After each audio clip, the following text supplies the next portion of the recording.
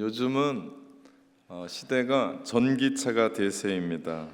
하이브리드 전기차, 전기로 엔진을 돌려서 움직이는 차입니다.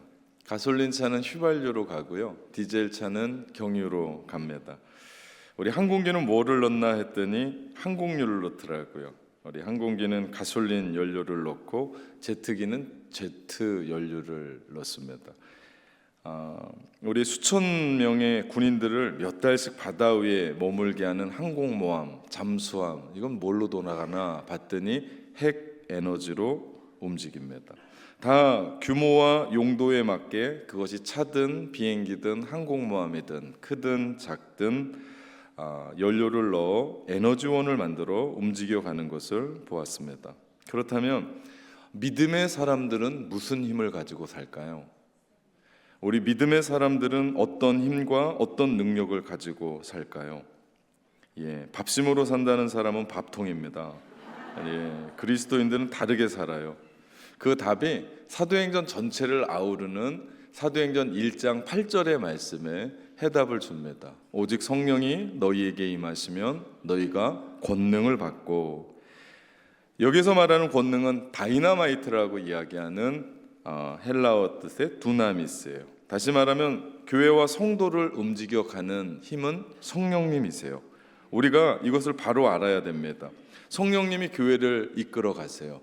어떤 한 사람이 교회를 이끌어 가는 게 아니고 성령님이 친히 교회를 이끌어 가시는 줄 믿습니다. 사도행전 2장에 보면 성령 강림 사건을 통해서 교회가 탄생해요. 그렇기 때문에 교회가 교회될 수 있는 것은, 그 원동력은 성령님에 있습니다. 다르지 않습니다. 성령님은 목사를 목사로 만들어요. 성령님은 성도를 성도로 만듭니다. 이 모든 것이 성령의 역사예요. 앤드류 머레이의 성령의 임재 연습이라는 책이 있습니다. 성령을 따라 사는 삶이 얼마나 축복인지를 말해줘요. 여기에서 한 줄 이야기가 나오는데, 성령의 충만함이 없이는 하나님의 일을 하는 것은 불가능하다. 머레이가 이야기합니다. 성령의 충만함 없이는 하나님의 일을 하는 건 불가능합니다. 성령의 충만 없이도 하나님의 일을 하는 건 쇼입니다. 그냥 한번 하는 거예요. 그리고 얼마 가지 못합니다. 스르르 꺼져버리죠. 그만큼 성령님을 따라 살아가는 것은 중요하고, 중요한 것을 넘어 전부라고 얘기할 수 있습니다. 우리가 이렇게 신앙생활 잘할 수 있는 것은 내가 잘해서가 아니에요.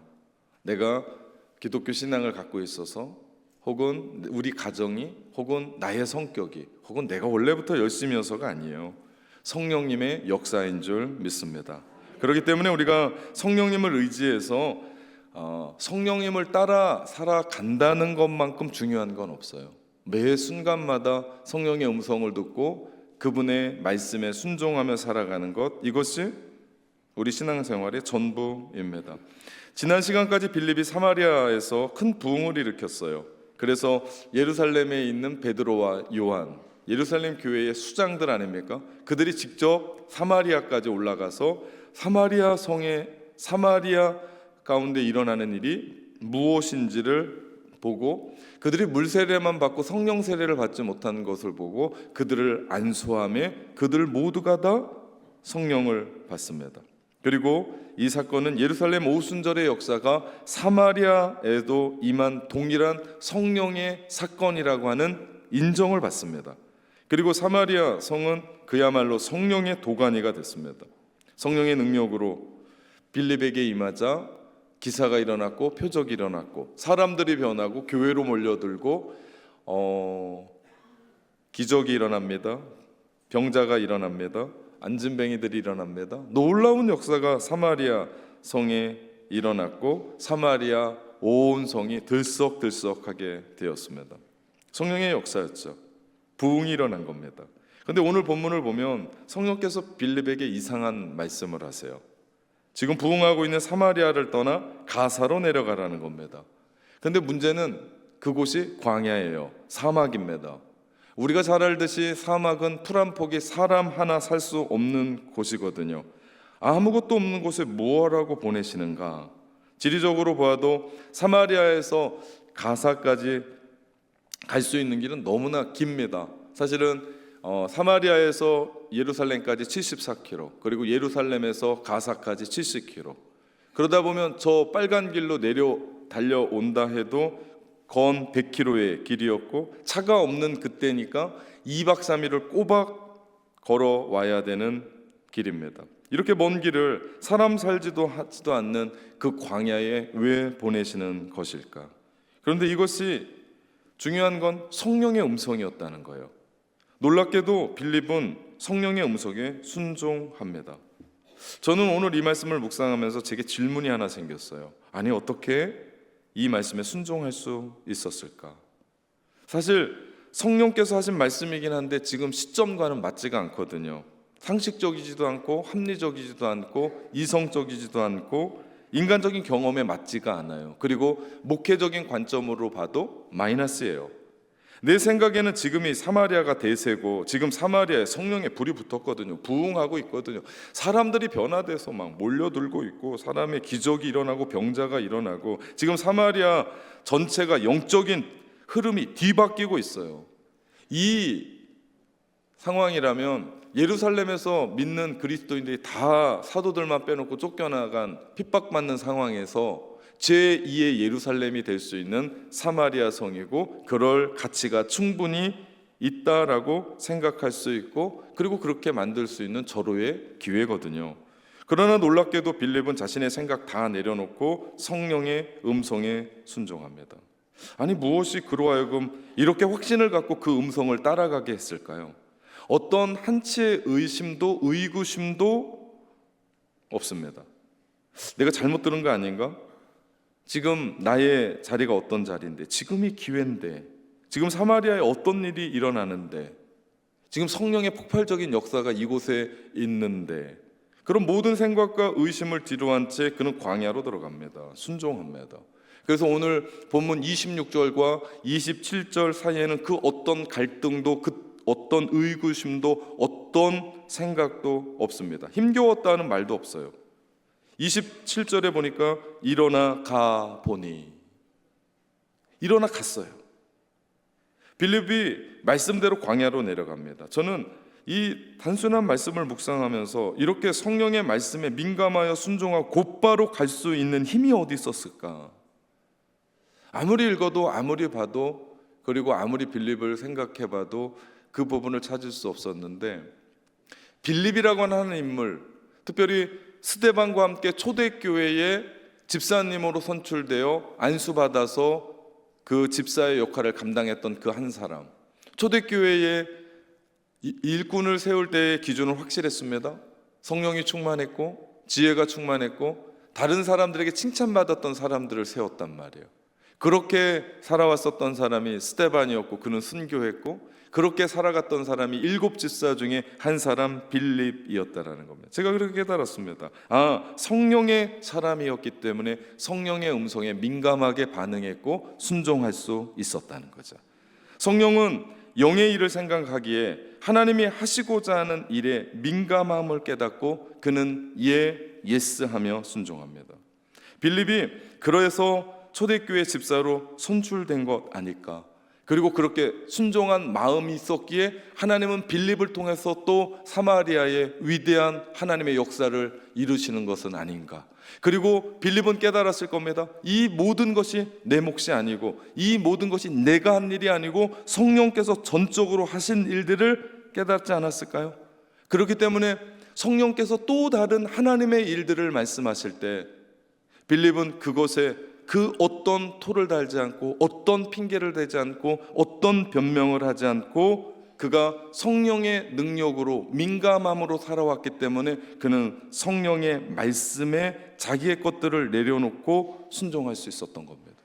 성령의 말씀 안에 그는 나를 필요로 하는 또 다른 사역을 위해서, 그것이 뭔지 모릅니다. 왜 광야로 내려가게 하시는지 모릅니다. 그러나 빌립은 그곳이 광야든 그곳이 도시든 그곳이 바다 한복판이든 나를 필요로 하신다면 그는 갔던 거죠. 그는 순종했던 거죠. 이것이 빌립의 신앙이었습니다. 설교를 준비하면서 저 스스로에게 묻게 됐습니다. 나도 빌립처럼 성령의 음성에 민감하여 그 말씀에 그대로 순종할 수 있을까? 사실 멈칫했습니다. 그래서 이 말씀이 저한테는 도전이 됐습니다. 나도 그럴 수 있을까? 나의 모든 것 내려놓고 그럴 수 있을까? 사실은 부끄러웠습니다. 그러면서 1년 전에 사건이 생각이 났습니다. 제가 뉴질랜드에 있을 때 전임 장 목사님으로부터 낙원교회 담임 목사로 올 의향이 있냐고 요청이 들어왔습니다. 제가 사실 목회했던 이민교회는 좋았거든요. 사실 이민교회 힘들고 사람들도 나라 떠나서 살아오는 사람들 까다롭다라고 말하지만 제가 섬기는 교회는 하나님의 은혜였는지 좋은 교회였고 좋은 사람들이 모였습니다. 사람들이 나이스했어요. 인격적이었습니다. 헌신도 남달랐습니다. 더 나아가 다음 교회의 미래를 준비하는 교회였고 30, 40대의 사람들이 교회의 80%를 차지할 만큼 젊은 교회였습니다. 상황도 좋았습니다. 개인적으로 제가 오클랜드에서 크고 작은 대외적인 일들로 왕성하게 활동하고 있었습니다. 사실 지금은 한국이 어려워서 한국에 있는 목회자들이 해외로 나가려고 하는 판인데 다시 한국으로 돌아가는 일도 이상해 보였습니다. 그리고 오클랜드에 있는 목사님들은 전부 다 말렸습니다. 가지 말라고. 저는 그게 성령의 음성인 줄 알았습니다. 다 반대하면 성령의 음성이거든요. 저와 제 아내가 기도하기를 시작했습니다. 근데 기도가 사실은 잘 안 됐습니다.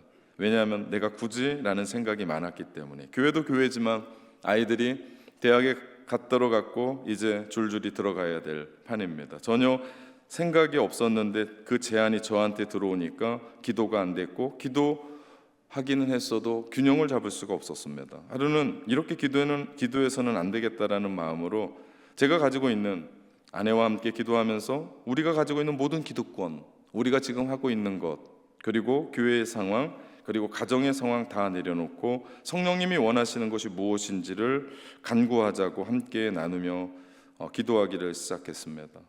그리고 저는 그때 때마침 지방회가 있어서 호주를 가게 됐고 아내는 뉴질랜드에서 저는 호주에서 기도하기를 시작했습니다. 그리고 나서 호주에서 금요일날 밤 늦게 도착해서 집에 와서 아내와 함께 그 대화를 나누면서 기도의 내용을 나누면서 주님의 부르심을 깨닫고 청빙에 응하게 되었습니다. 지금도 사람들은 가끔 저에게 묻습니다. 뉴질랜드가 그립지 않냐고. 이 가란 말인지 아니면 도대체 무슨 얘기인지 모르겠지만 저는 대답하지 않고 웃습니다. 왜냐하면 저는 하나님이 부르셨을 때 그것이 그 뜻인 줄 믿고 거기에 순종하면 뒤돌아보거나 후회하지 않습니다. 저는 직진남입니다. 하나님의 뜻인 줄 알고 저는 직진해요. 성령의 음성인 줄 알고 저는 직진합니다. 우회도 안 합니다. 그냥 갑니다. 그래서 저는 여기에 있습니다. 그렇게 순종하여 광야로 들어간 빌립이 마침 그때 꼭 타이밍에 맞게 에티오피아 여왕 간닥의 모든 국고를 맡은 관리인을 만나게 돼요. 여기에서 말하는 에티오피아는 오늘날의 수단입니다. 당시에 에티오피아는 구스라고 얘기했어요. 지금은 수단입니다. 그 사람이 외교적으로 예루살렘에 예배하러 왔다가 집으로 가는 길이었어요. 수레에서 외신으로 갔기 때문에 분명 두루마리로 된 성경 선물을 받았겠죠. 이사야 글을 읽는데 도무지 알 수가 없는 겁니다. 그때 성령께서 사마리아에서 가사로 내려간 빌립에게 수레로 가까이 가라고 얘기해요. 빌립이 수레에 가까이 가니 그가 이사야의 글을 읽는데 빌립이 묻습니다. 이 이야기를 이것이 무슨 얘기인지 이해하시오. 에티오피아 내시가 말합니다. 알려주는 사람이 없는데 어떻게 알겠소? 하나도 모르겠소. 그러면서 빌립을 자기 수레에 초청해서 앉게 합니다. 그리고 빌립이 그 내용을 설명하면서 그 사람이 그것을 이해하고 깨닫습니다. 여러분, 순종이 이런 겁니다. 가라 하면 가는 겁니다. 서라 하면 서는 겁니다. 여기엔 다른 이유가 없습니다. 이게 순종이에요. 가야 할 장소가 좋든지 안 좋든지, 해야 할 일이 쉽든지 어렵든지 상관이 없이 순종하는 겁니다. 내가 가고 싶을 때 가는 건 순종이 아닙니다. 내가 하고 싶은 일을 하고 싶을 때 하는 것도 순종이 아닙니다. 하나님의 계획표에 맞게, 하나님의 시간에 맞게, 하나님의 방법대로 가는 것이 순종입니다. 놀라운 건 예루살렘에서 에티오피아 내시가 수레를 타고 내려와요. 빌립은 사마리아 예루살렘에서 위쪽으로 74km 떨어진 사마리아에서 가사까지 내려옵니다. 걸어서 2박 3일이 걸려요. 수레를 타고 내려옵니다. 그런데 너무나 놀랍게 이 지점이 정확하게 맞더라. 이게 우연이라고 볼 수 있겠습니까? 여러분, 우연이 너무 크면요, 그건 필연이고 그것은 하나님이 하시는 일이라고 밖에 할 수가 없습니다. 하나님의 타이밍, 하나님이 계획하신 일이죠. 그때 그 시간 순종이 얼마나 중요한지 모릅니다. 만약에 빌립이 하루 늦게 출발했거나 혹은 몇 시간 늦게 출발했으면 빌립은 뛰지 않는 이상은 마칠 수가 없어요. 그죠?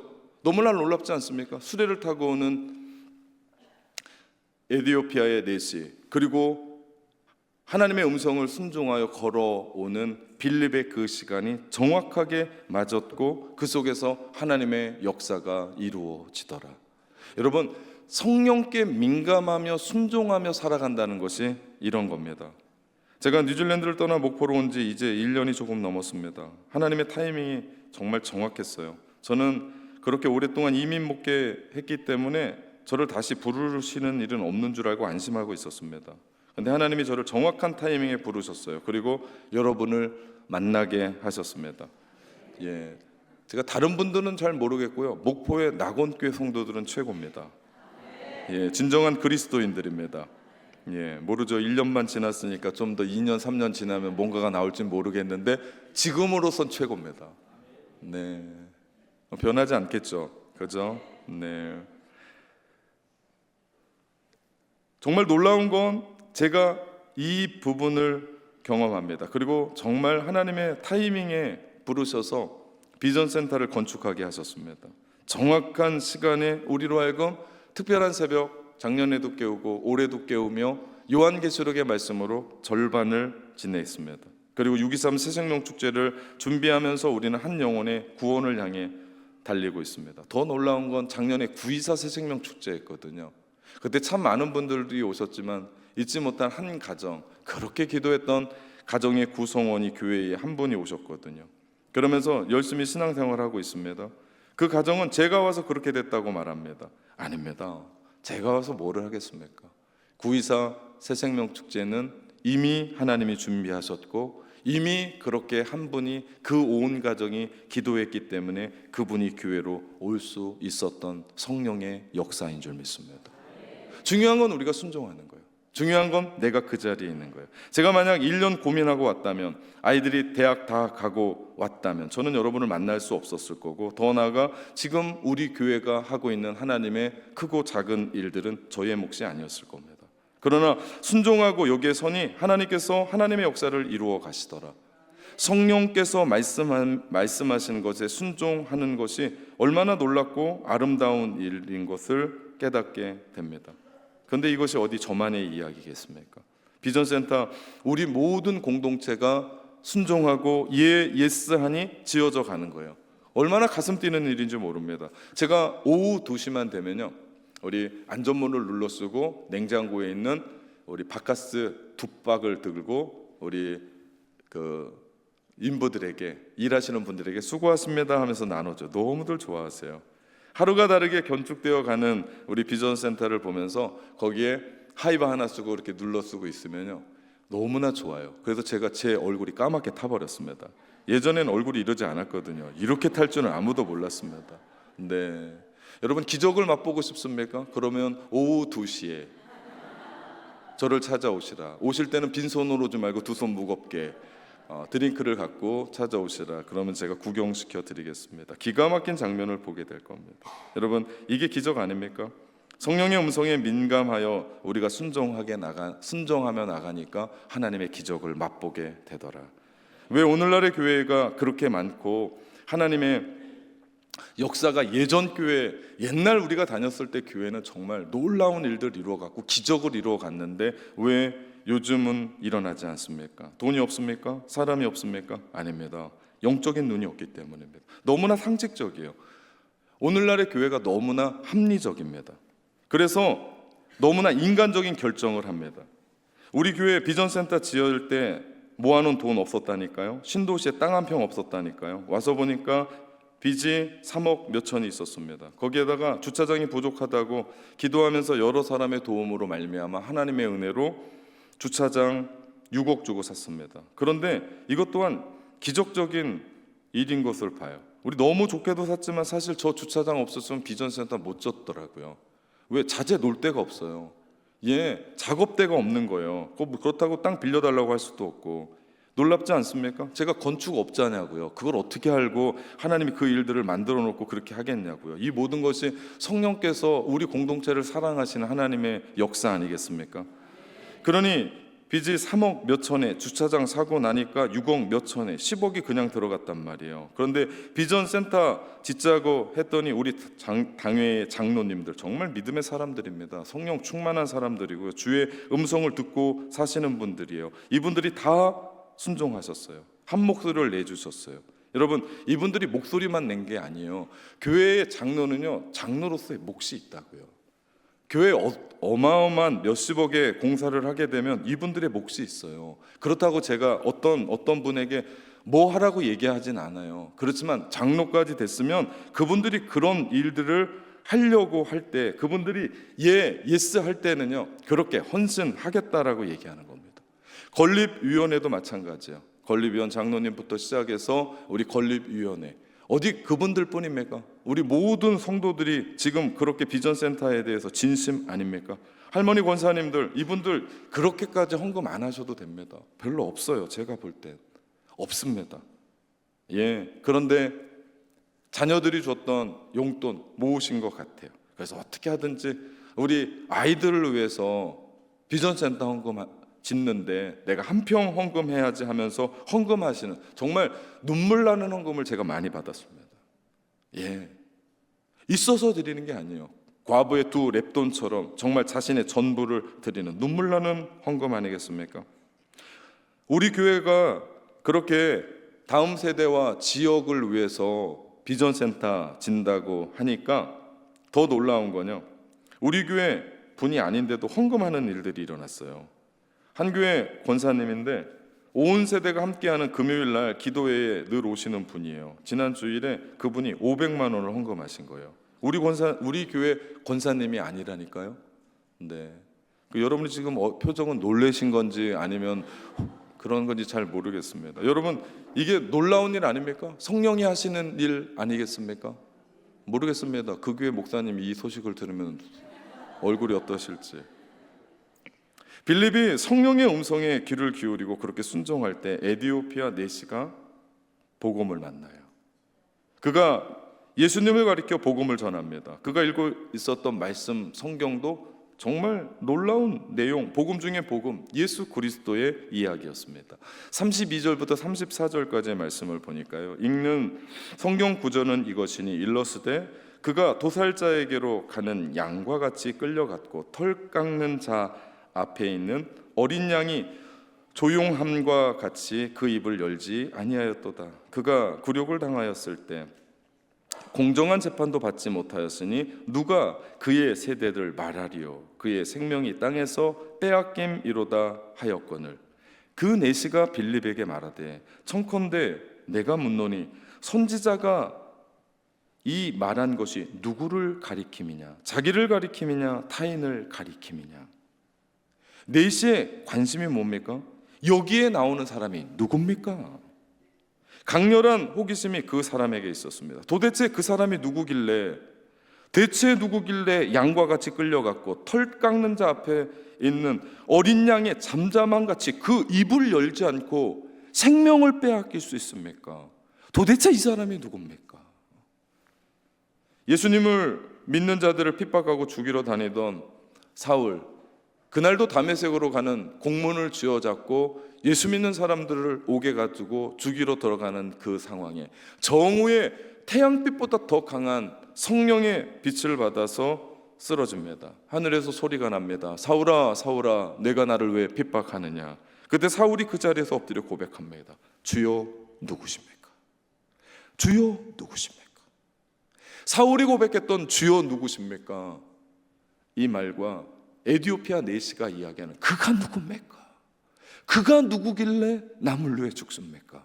그가 누구기에 피를 흘립니까? 그분이 바로 예수 그리스도십니다.